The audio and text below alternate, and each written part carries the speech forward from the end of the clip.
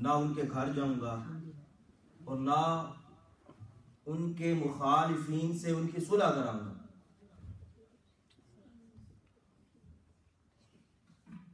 جب اس کے متعلق ان سے کہا جاتا تو وہ کہتے کہ میں قسم کھا چکا ہوں اس لیے یہ کام نہیں کر سکتا۔ اب اس پر یہ آیت کریمہ نازل ہوئی، اپنی قسموں کی وجہ سے اللہ کے نام کو احسان کرنے اور پرہیزگاری اختیار کرنے اور لوگوں میں صلح کرانے میں آڑ نہ بنا لو، اور نیک کام نہ کرنے کی قسم کھانے سے منع کیا گیا۔ یہاں ایک مسئلہ یاد رکھیں کہ اگر کوئی شخص نیکی سے باز رہنے کی قسم کھا لے، اس کو چاہیے کہ قسم کو پورا نہ کرے بلکہ وہ نیک کام کرے اور قسم کا کفارہ دے۔ حضرت ابو ہریرہ رضی اللہ تعالی عنہ سے مروی ہے، مسلم شریف کی حدیث مبارکہ ہے کہ رسول اکرم صلی اللہ تعالی علیہ وسلم نے ارشاد فرمایا کہ جس شخص نے کسی کام پر قسم کھا لی، پھر اس بندے کو معلوم ہوا کہ یہ کام میرے لیے بہتر ہے اور اس میں نیک عمل ہے، نیکی ہے،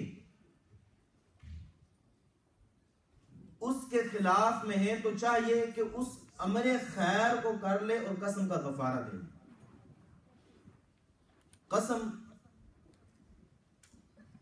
آج کل کثیر لوگ بات پر قسم کھانے کی طرف رجحان ہے۔ بارہا یہ بھی دیکھا گیا کہ جھوٹی قسم بھی کھا لیتے ہیں۔ اچھا، نہ توبہ کا شعور ہے، نہ کفارہ دینے کی کوئی شدھ بدھ۔ قسم کو عربی زبان میں یمین کہتے ہیں، یمین، جس کا مطلب ہے داہنی یعنی سیدھی جانب۔ چونکہ اہل عرب عموماً قسم کھاتے یا قسم لیتے وقت ایک دوسرے سے سیدھا ہاتھ ملاتے تھے،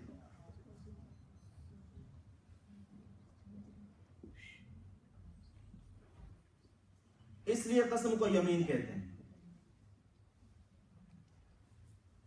یا پھر یمین یمون سے بنا، یمن، جس کا معنی ہے برکت اور قوت، کیونکہ قسم میں اللہ کا تعالیٰ کا نام بابرکت نام بھی لیتے ہیں اور اس سے اپنے کلام کو قوت دیتے ہیں۔ جب کوئی کلام کرتے ہیں اس کے اندر قسم ڈال دی جائے نا، اس کلام کے اندر قوت پیدا ہو جاتی ہے،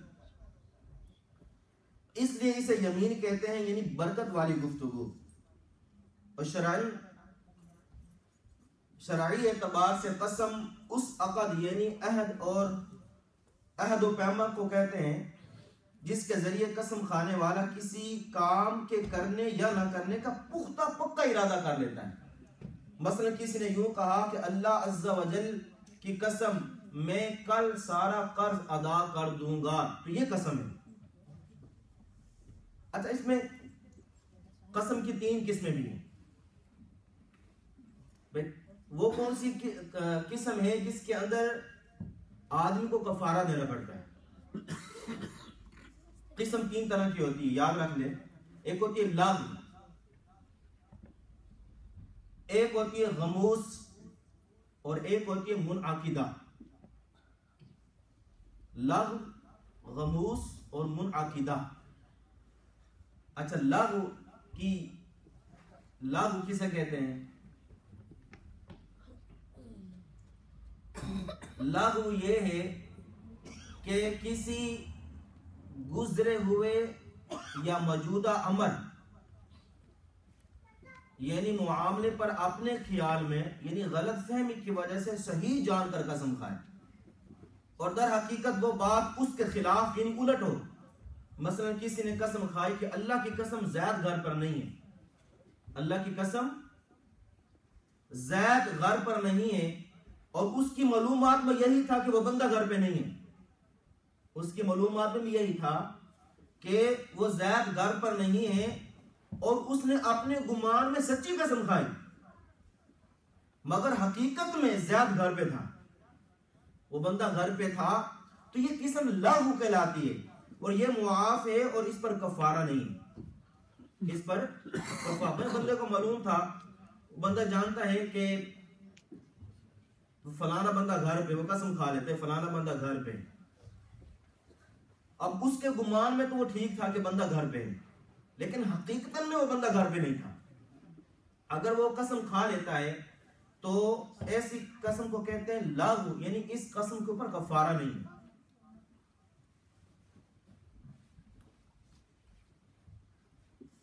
دوسری قسم ہے غموس. یہ کسی گزرے ہوئے یا موجودہ امر، یعنی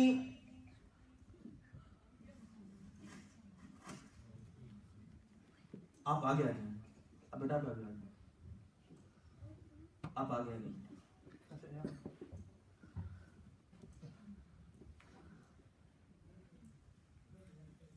غموس یہ ہے کہ کسی گزرے ہوئے یا موجودہ امر یعنی معاملے پر دانستہ یعنی جان بوجھ کر جھوٹی قسم کھائے. مثلا کسی نے قسم کھائی، بڑا اہم مسئلہ ہے، کس نے قسم کھائی کہ اللہ عز و جل کی قسم زید گھر پر ہے، اور وہ جانتا ہے کہ حقیقتاً میں زید گھر پہ نہیں ہے.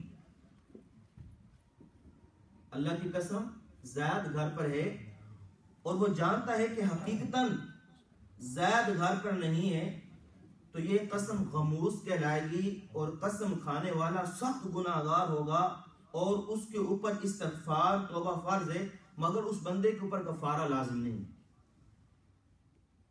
اس بندے کے اوپر کفارہ لازم نہیں. پھر سن لیں کہ کسی گزرے ہوئے ماضی یا موجودہ امر یعنی ایسے معاملے پر جان بوجھ کر جھوٹی قسم کھائی. کسی نے قسم کھائی کہ اللہ عز و جل کی قسم زید گھر پر ہے، اور وہ جانتا ہے کہ زید گھر پہ نہیں ہے، تو یہ قسم غموس کہلائے گی اور قسم کھانے والا سخت گناہگار، اور اس کے اوپر استغفار اور توبہ فرض ہے، مگر اس بندے کے اوپر کفارہ لازم نہیں. تیسری قسم ہے منعقدہ. اب یہ ہے کہ آئندہ کے لیے قسم کھائی. مثلا یوں کہا کہ رب عز و جل کی قسم میں کل تمہارے گھر ضرور آؤں گا. اب یہ فیوچر آؤں گا کہ میں کل تمہارے گھر ضرور آؤں گا، مگر اب دوسرے دن نہ آیا تو وہ اس کی قسم ٹوٹ گئی اور اسے کفارہ دینا پڑے گا، اور بعض صورتوں میں وہ گناہگار بھی ہوگا. بعض صورتوں میں وہ گناہگار بھی ہوگا. یہ خلاصہ یہ ہوا ان تین جو میں نے بتائی ہیں، لاغ، غموس اور منعقدہ، کہ قسم کھانے والا کسی گزری ہوئی یا موجودہ بات کے بارے میں قسم کھائے گا تو وہ یا تو سچا ہوگا یا پھر جھوٹا ہوگا. اگر سچا ہوگا تو کوئی حرج نہیں ہے، اگر جھوٹا ہوگا تو اس نے وہ قسم اپنے خیال کے مطابق اگر سچی کھائی تھی تو اب حرج نہیں ہے، یعنی گناہ بھی نہیں ہوگا اور کفارہ بھی نہیں ہے. ہاں اگر اسے پتا تھا کہ میں جھوٹی قسم کھا رہا ہوں تو گناہ گار ہوگا مگر کفارہ نہیں ہے.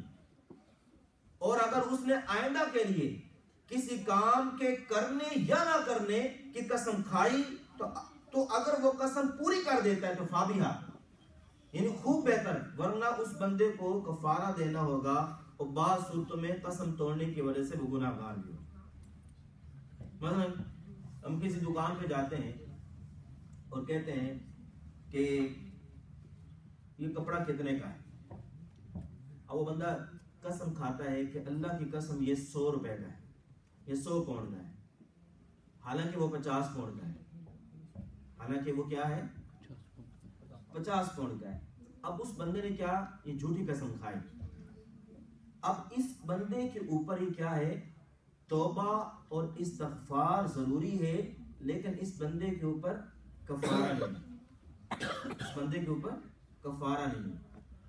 دوسری مثال، جس بندے کے اوپر کفارہ وہ یوں بنتا ہے کہ اللہ کی قسم میں تمہیں یہ کل کتاب ضرور دے دوں گا، یا اللہ کی قسم یہ 100 پاؤنڈ میں تمہیں کل ضرور دوں گا، لیکن کل آتا ہے وہ پیسے نہیں دیتا. اب اس کے اوپر کیا ہوگا، وہ کفارہ بھی دینا ہوگا، اس کی قسم ٹوٹ گئی. اور بعض صورتوں میں وہ گناہ گار بھی ہوں۔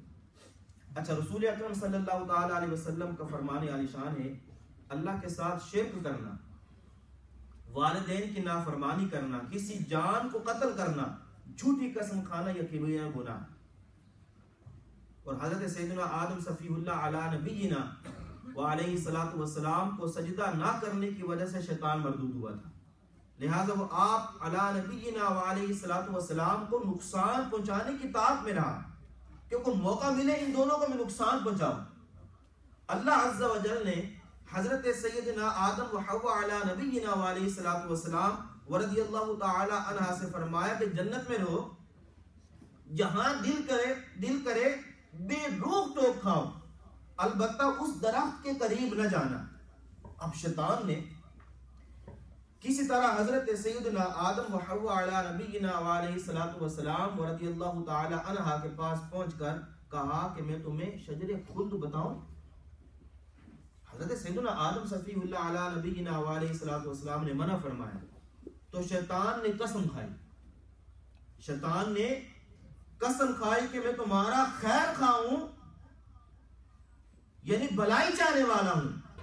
اب انہیں خیال ہوا کہ اللہ پاک کی قسم کون جھوٹی کھا سکتا ہے، اللہ پاک کی قسم کون جھوٹی کھا سکتا ہے۔ یہ سوچ کر حضرت سیدنا حوا رضی اللہ تعالی عنہ نے اس میں سے کچھ کھایا، پھر حضرت سیدنا آدم صفی اللہ علی نبینا علیہ الصلوۃ والسلام کو دیا، انہوں نے بھی کھا لیا۔